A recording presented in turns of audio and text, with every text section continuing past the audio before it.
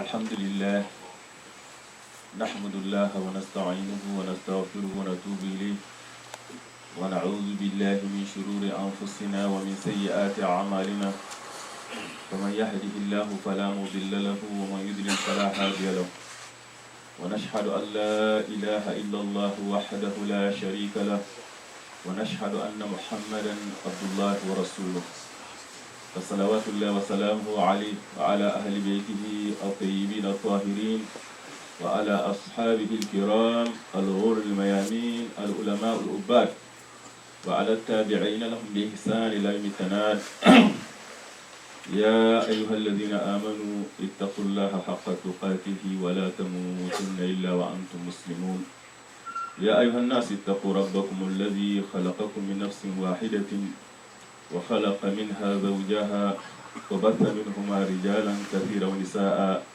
واتقوا الله الذي تساءلون به والأرحام إن الله كان عليكم رقيبا يا أيها الذين آمنوا اتقوا الله وقولوا قولا سديدا يصلح لكم أعمالكم ويغفر لكم ذنوبكم ومن يطع الله ورسوله فقد فاز فوزا عظيما أما بعد إن الله عز وجل يقول في محكم كتابه العزيز سورة الحج وهدوا إلى الطيب من القول وهدوا إلى صراط الحميد إن الذين كفروا يصدون عن سبيل الله والمسجد الحرام الذي جعلناه للناس سواء العاكف فيه والباد ومن يريد فيه بإلحاد بظلم نذقه من عذاب أليم وإذ بوأنا لإبراهيم مكان البيت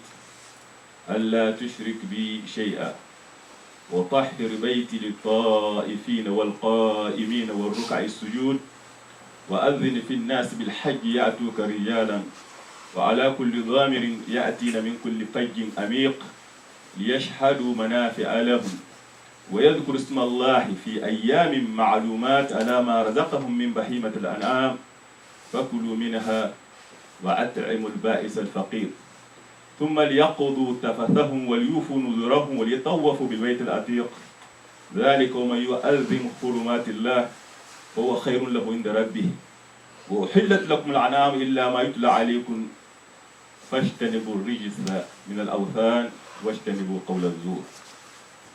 Dans ce verset coranique, dans Surat Hajj, le Très-Haut nous parle des principes sur lesquels est basé le pèlerinage.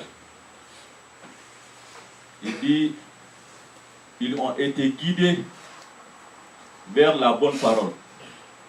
Ils ont été guidés vers le chemin du digne des louanges. Ceux qui mécroient et qui obstruent le sentier d'Allah et celui de la maison sacrée qui est la Mecque, que nous avons établi pour les gens, tous les gens, aussi bien les résidents que ceux de passage. Quiconque cherche à y commettre un sacrilège, nous le ferons goûter un châtiment douloureux. Quand nous indiquâmes à Abraham le lieu de la maison sacrée, en lui disant ceci, un seul mot, ne m'associe rien. Dans ce verset coranique, Uhudu ila tayyib min al-qawl, Uhudu ila sirat al-hamid. Ils ont été guidés vers la bonne parole. Et la bonne parole, c'est la parole de vérité. Cette vérité n'est autre que la ilaha illallah Muhammad Rasulullah.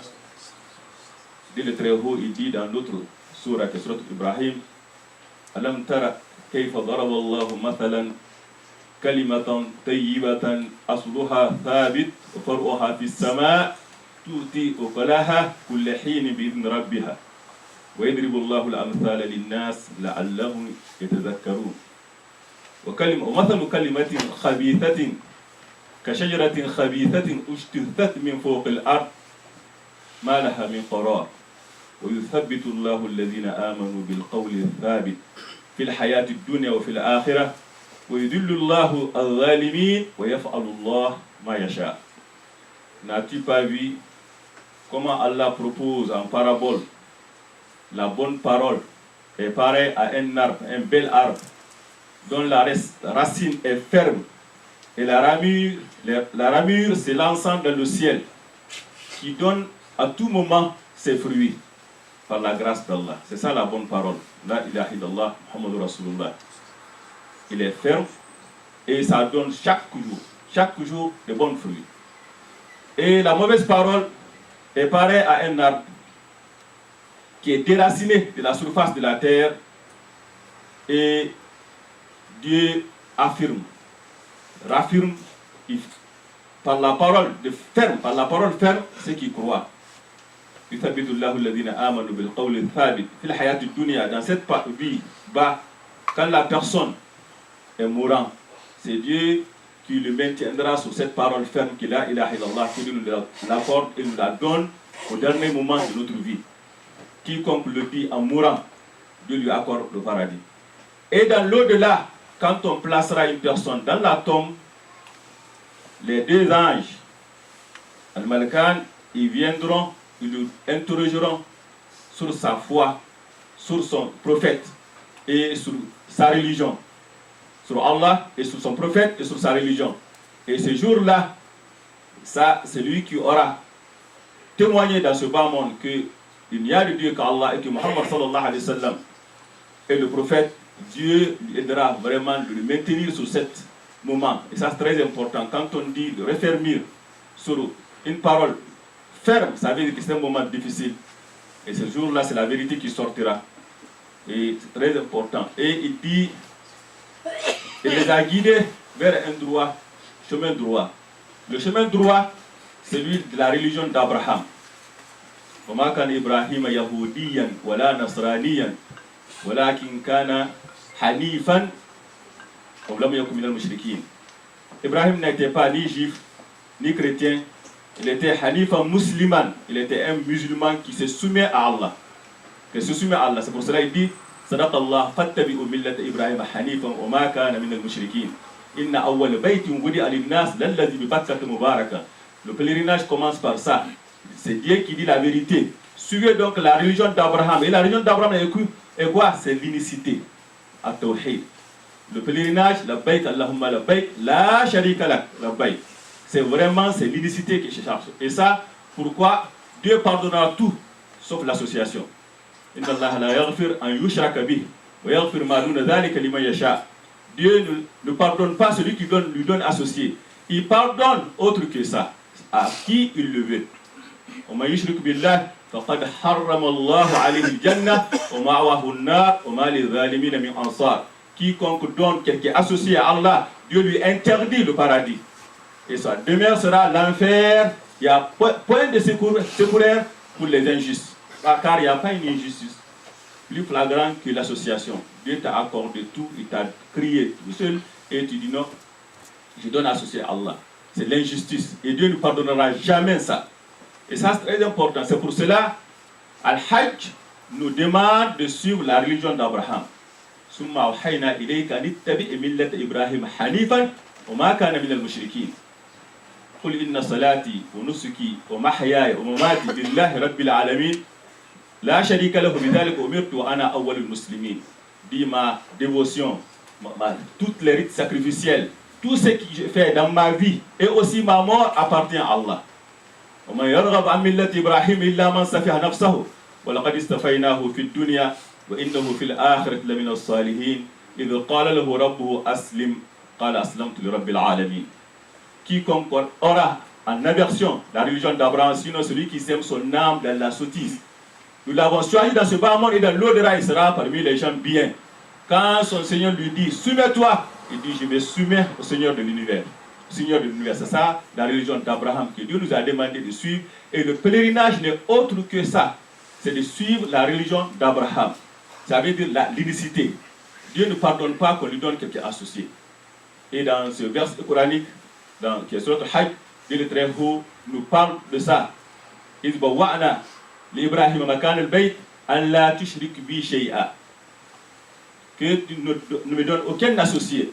Ne me donne aucun associé. C'est pour cela, le pèlerin, quand tu vas à Hajj, en implorant Allah, il dit Labbaik Allahumma labbaik, la sharika laka labbaik, Inna al-hamda wa ni'mata laka wal mulk la sharika lak.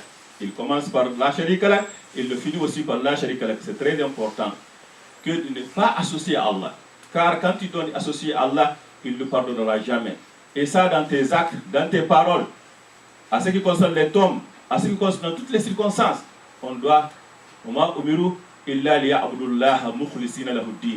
n'ont été ordonnés que de vouer un culte exclusif à Allah. C'est ce que Dieu nous a demandé.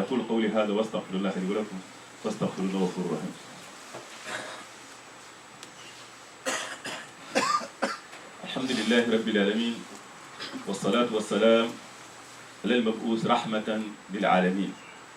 Dans ces versets coraniques que nous venons de citer, Alhamdulillah, nous trouvons que Dieu dit ليشهدوا منافع لهم ويذكروا اسم الله في أيام معلومات على ما رزقهم من بهيمة الأنعام فكلوا منها وأطعموا البائس الفقير. Dans ce verset, Dieu nous dit que les pèlerins, c'est pour assister aux avantages que Dieu leur a accordés et de prononcer le nom d'Allah sur la bête de cheptel qu'il leur a attribuée. Le mot bête de cheptel est très important. Pourquoi? Parce que l'unicité d'un être humain, ça se reflète sur quoi? Dans ses sacrifices. Les sacrifices qu'il apporte, à qui il donne. Et ça c'est très important. C'est pour cela, dans un hadith prophète sallallahu alayhi wa sallam, il dit Man salla salatana wa staqbala qiblatana wa akala dhabihatana fa huwa al-muslim lahu ma lana wa alayhi ma alayna. Et quiconque se dirige vers Qibla, et qu'il mange de ce que nous avons égorgé selon les rites musulmans, et ça c'est très important. Même dans Surat al-Ma'ida, quand Dieu nous parle que Dieu a parachevé notre religion, il a parlé de ce que nous mangeons, comment immoler la bête que la personne mange. Et ça c'est très important. Car quand on regarde la vie d'Abraham, elle est pleine de preuves. Elle est pleine de preuves. Il n'y a pas une preuve grande et grave que tu sois éprouvé dans ton père, la personne qui t'a engendré, qui t'a donné vie, qui t'a enfanté. Et cette personne, on le voit, qui s'appelle Azar. L'épreuve d'Abraham commença par ça. Car toute l'association que la personne fait, il le fait pourquoi? Parce qu'il est éprouvé. Il est éprouvé. Et Abraham était le plus éprouvé dans ce sens-là. Car قال أراغب أنت عن آلهتي يا إبراهيم لئن لم تنتهي لأرجمنك فاهجرني مليا. Il dit, as-tu des dédains envers nous, mes divinités? Si tu ne cesses pas, je vais te lapider. قال السلام عليك سأستغفر لك ربي إنه كان بي حفيا. Il dit, paix soit sur toi. Donc ça commence par ça. Et que toute la ville aussi se réunit. قالوا ابنوا له بنيانا فالقوه في الجحيم.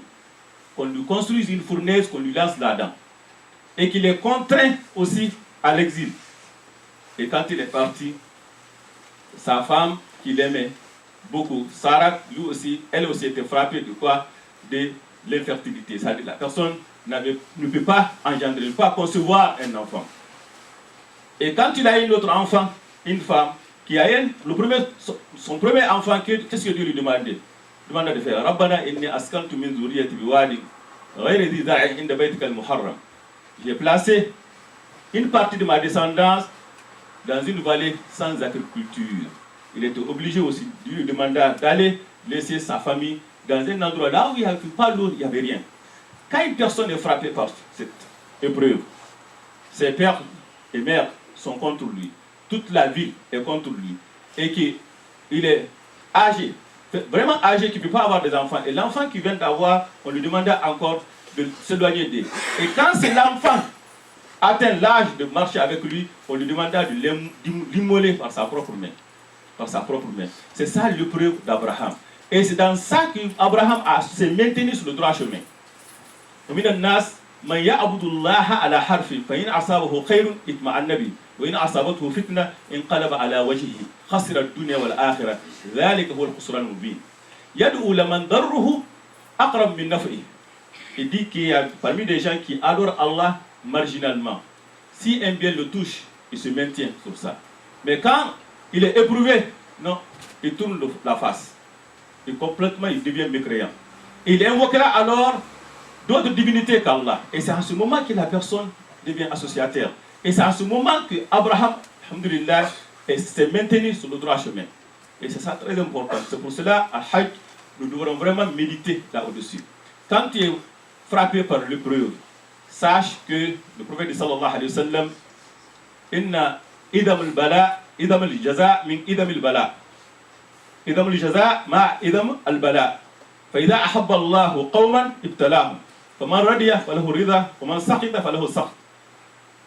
Quand Dieu aime une communauté ou il aime une personne, il l'épreuve. أشد الناس بلاء الأنبياء ثم الأنبياء فالأمثل فالأمثل. Les personnes les plus éprouvées sont les prophètes. Après les prophètes, c'est les vertueux. C'est comme ça que ça se va. Et Omar ibn Khattab, radiallahu anhu, il nous a donné une leçon comment se tenir devant une épreuve. Il dit, je n'ai jamais été en face d'une épreuve sans me rappeler que Dieu m'a accordé 4 bienfaits. Dieu m'a accordé 4 bienfaits à travers cette épreuve.